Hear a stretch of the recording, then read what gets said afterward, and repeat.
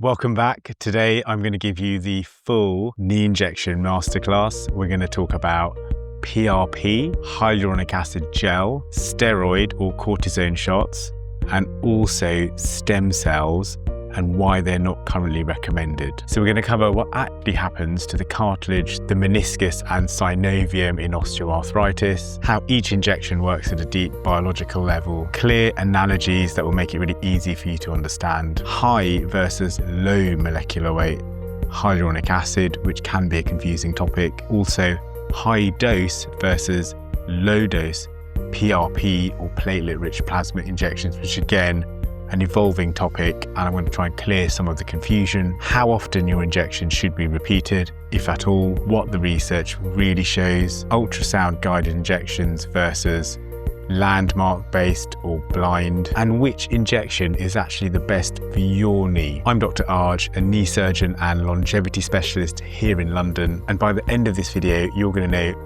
which injection you should have and which ones you should maybe avoid. So before we talk injections, we need to actually know what problem they're treating. So osteoarthritis is not just old cartilage or no cartilage, it's a complex problem affecting 4 structures in the knee. So number 1, cartilage is normally smooth when it's healthy.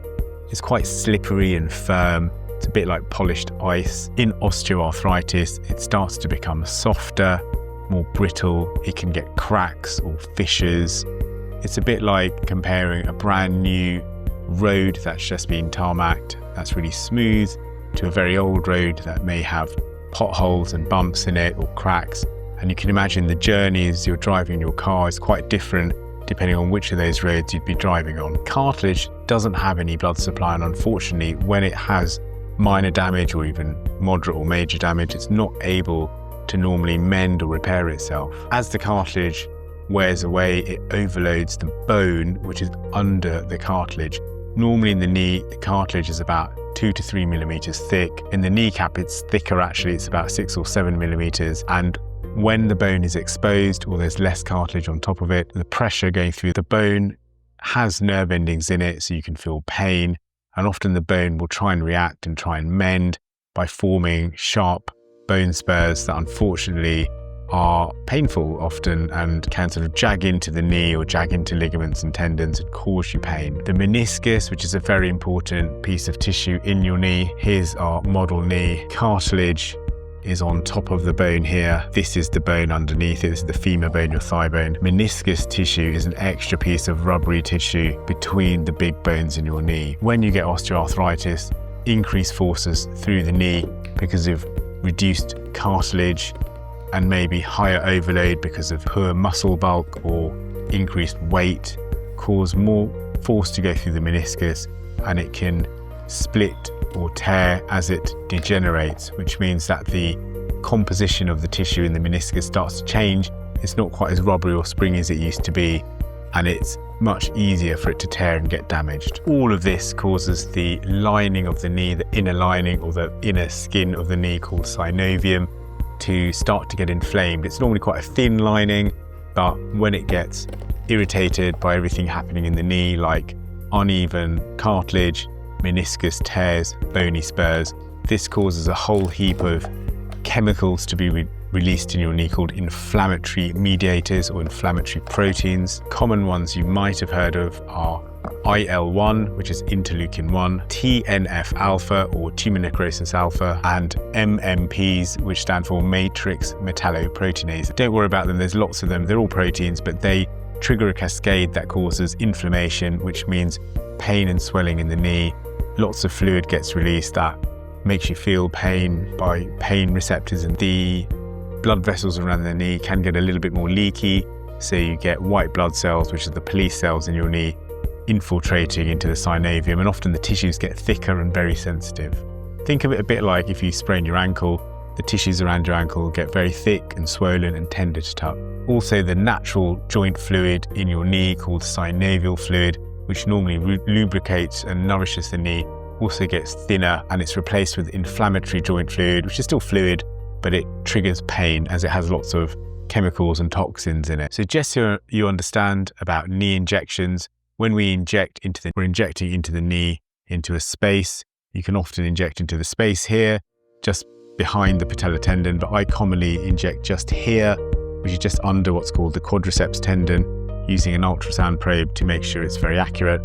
And then the medication will flow into the entire knee joint as it's all one cavity. And it's this synovial fluid, which is what the injections interact with, whether it's hyaluronic acid gel or plasma or corticosteroid. So let's talk about steroid injections. They've been around for many years, at least 60 years now. They often get quite a bad press. People are worried that they may be harmful and that they can cause damage to your knee. But essentially, corticosteroid occurs naturally in your own body. It's produced by your adrenal glands. This is a synthetic version produced by pharmaceutical companies. And essentially, it's a powerful anti-inflammatory that will reduce all the inflammation that's happening in your knee. So what that means is, imagine your knee is a smoke-filled room. The smoke is the inflammation produced by the very angry synovium, which is now inflamed. So that's called synovium. When we inject steroid, it's just like opening all the windows in the room to let all the smoke out. So it kind of blocks these inflammatory proteins or cytokines that I named earlier. It reduces swelling in the knee, reduces the painful amount of fluid in the knee so it gets absorbed again, reduces pain in the knee because of that, and it calms the joint very quickly. So it provides excellent short-term pain relief if you're really struggling with a painful, swollen, stiff knee. The peak benefit is normally 1 to 3 weeks after injection, but in many patients, the benefits often wear off by about 3 to 6 months. Though some lucky patients often have even longer benefits if they support the knee with other measures to keep the inflammation away. The downsides are that some MRI scan studies have shown that repeated cortisone injections may actually thin cartilage, though this is more of an association than a causality. So it seems to be associated, but it's difficult to demonstrate a direct cause, and it may be that the injections are performed more in people who've got really bad arthritis that progresses anyway. It can also slightly lighten the skin above the injection site, and this is sometimes much more obvious if you have darker skin. Often the injections don't work the more you do them, and sometimes the injections, though they're going into the knee, can have systemic effects, which means they can affect other areas of your body, such as raising your blood sugars, which again is not something you'd want. I often perform these injections on many patients, and I feel they're very safe if they're performed sparingly, maybe 2 to 3 maximum on a patient, and normally spread out every 6 months. If you're needing to do more than 2 or 3, then we should probably be looking at other types of treatment. So essentially, steroid is kind of a reset button. It's definitely not a treatment or a cure.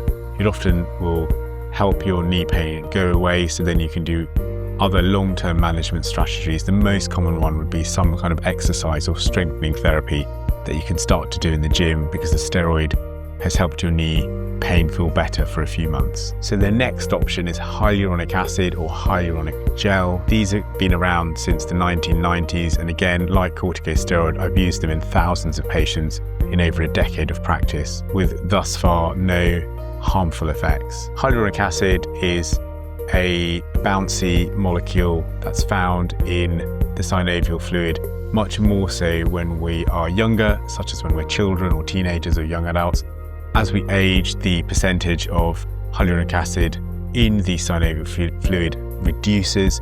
So this is kind of like a top up, or if you like, an oil change for a car. So the existing synovial fluid in a damaged or osteoarthritic knee is quite thin, more water-like. It's less lubricating and less shock absorbing. So this helps that fluid. It helps restore the thickness and the slipperiness of the synovial fluid. It helps the moving parts in your knee track better because it reduces friction. It doesn't rebuild the cartilage. It's often broken down by the knee fairly quickly, but again, many patients feel the benefits for 6 months or longer, because it is thought that the hyaluronic acid injections help stimulate the knee or the synovial cells on the inner lining of the knee to make more synovial fluid, and that's why often the effects can be fairly long lasting. There is a bit of a debate about which type of hyaluronic acid. Some companies make low molecular weight and some make high molecular weight. We feel that high molecular weight is better. It's thicker, it's more gel-like, and it's less watery. It should have a longer duration of action. And it's a bit like comparing oil. It's probably more like comparing a top-tier synthetic oil if it's high molecular weight. So research evidence shows that it's fairly effective in osteoarthritis, though maybe not cost effective because it can be expensive. And that's why big organizations now like the NHS and also some insurance companies don't fund it anymore, even though I feel it's a very safe and effective treatment. It used to be a product that was injected 3 times every week, but now there are stronger versions that are high molecular weight products, and then they're normally a single injection that you'd have maybe every 6 months if you need it, or on a needs basis. But I wouldn't normally inject it more frequently than 6 months. There's no obvious known downside to this. It's normally best practice, again, with all these injections, to space them out if you can. So I find hyaluronic acid is best for where there's grinding and catching in the knees. It's quite a good lubricant for mild to moderate osteoarthritis. And this is different to when I'd use corticosteroid, which might be an acutely painful, swollen, inflamed knee to get the patient out of pain in those early stages. Now we're going to talk about PRP, which stands for platelet-rich plasma. And this is really gaining more popularity, I've noticed, over my time as a consultant knee surgeon. It's been used since the early 2000s and now has 10 to 15 years of really good research behind it, so we understand it a lot better. Platelets are small fragments or particles that are in your blood that help you clot if you cut yourself or injure yourself. They are packed with really good growth factors. Some of them are, if you're interested, PDGF,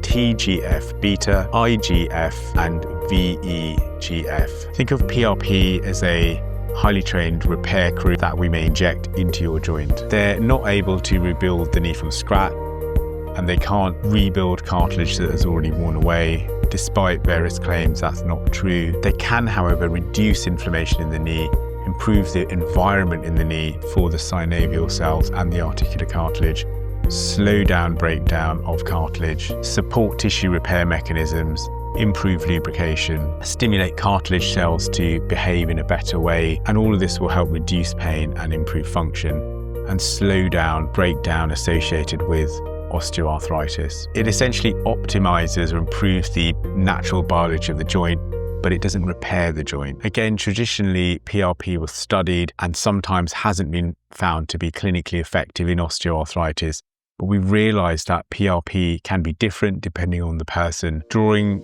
the blood from you, because you normally need to have blood taken from you between about 15 mils and about 90 mils, depending on the techniques used, and how the blood is centrifuged or spun in terms of whether it's spun for a very long time or whether it's spun for a high or a low speed in the centrifuge, determines how much PRP you can extract from a sample. Also, each patient may have a different amount of platelets to start with, so the platelet volume I have in a sample of blood versus yourself might be different, and all these factors can affect the dose of platelets being injected into your knee, and we now understand that this dose really has a huge effect on the results. So some of the studies previously maybe were not comparing the best type of PRP against other treatments. So we tend to now try and use high-dose PRP, which ideally means a concentration of about 10 billion platelets per injection. Normally these injections are only needed once every 6 months or so, if at all, or just once. Traditionally, however, we tend to use low or medium dose PRP that has a cumulative effect. So it would mean drawing about 15 mils of blood. That can normally make about 5 mils of PRP. We'd inject that, and then because it's not quite enough in terms of dose, we'd repeat that injection 3 times in total, normally spaced between 2 and 4 weeks apart. So there's a cumulative effect. Now we understand there's a different way of extracting the PRP. It normally involves taking more blood from you, which is the downside. It's normally about 60 to 90 mils, which is nothing like how much you donate if you're doing a blood transfusion, but it's still a lot more than the 15 mils it used to be.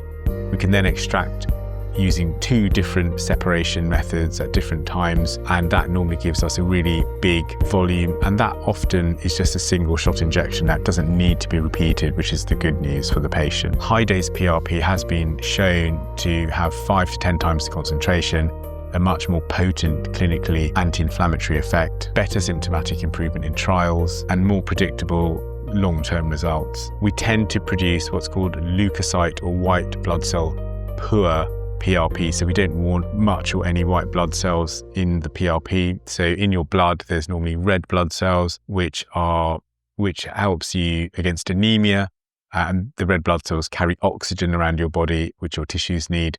You then have white blood cells, which are like the police cells of your knee, which help with inflammation and to help fight infection. And then you have the platelets, which can help you mend and help you clot. So we only want the platelets. We don't really want the red blood cells or the white blood cells.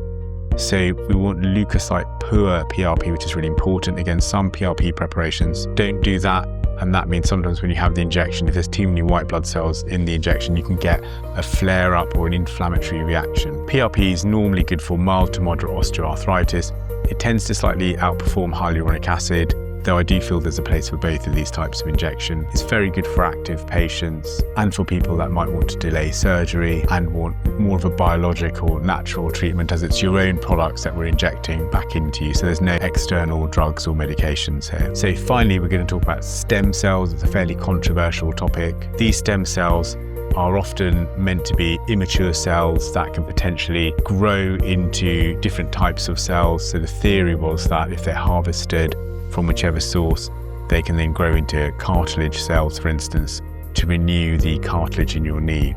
They're normally derived from different types of clinicians, normally doctors, from either fatty tissue around your abdomen or bone marrow. The bone at the top of the pelvis is normally a common site for them to harvest it. These treatments aren't currently recommended by NICE, which is the National Institute of Clinical Excellence in the UK, or the FDA in America, or the American Orthopaedic Association, or the British Orthopaedic Association at present. This is because currently the evidence that they work is very weak. Many clinics and sometimes clinicians maybe overemphasize or over-exaggerate their properties. They haven't been found to actually renew or regenerate tissues in your knee thus far, such as cartilage. Sometimes there's a safety concern depending on where they're harvested from, though that concern would be a bit lower if it's your own tissue. And also they often come at a huge cost to patients, and sometimes if there's minimal gain or positive effect, then the value for money for patients is incredibly poor. So stem cells do sound exciting in the lab,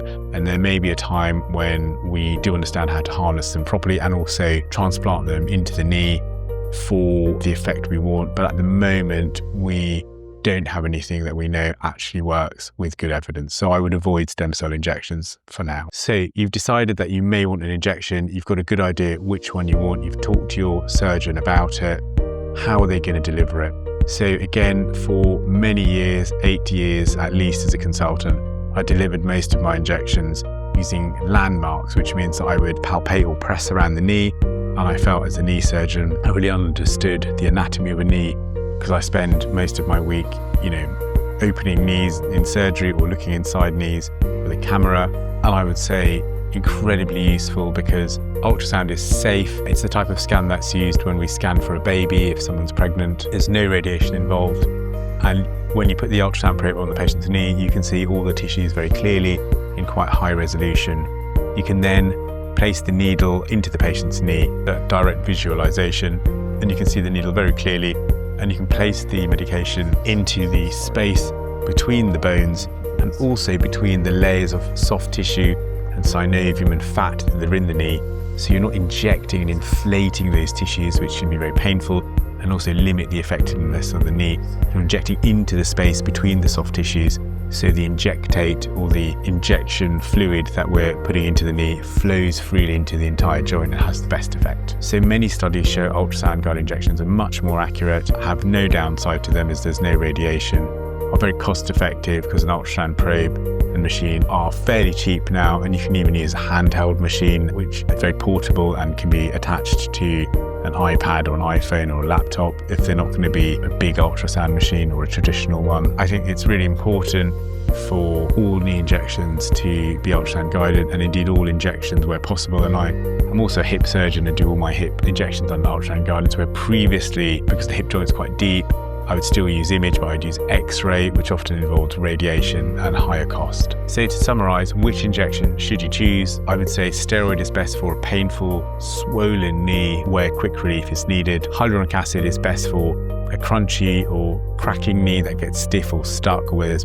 a mechanical block and you want smooth movement, or your osteoarthritis is deemed to be mild or moderate. I'd use PRP again for mild or moderate osteoarthritis where you want a more natural biological treatment. It's really good for active individuals, and we normally advocate high dose PRP with a reduced number of white blood cells. I definitely wouldn't recommend stem cell injections, as they haven't been shown to work regardless of whether they're cultured from fatty tissue or from bone marrow, and I certainly wouldn't take stem cells from any other exogenous source, which means any other source that's not from you, i.e. some clinics I think sometimes offer placental or embryonic stem cells, and you certainly shouldn't be taking those.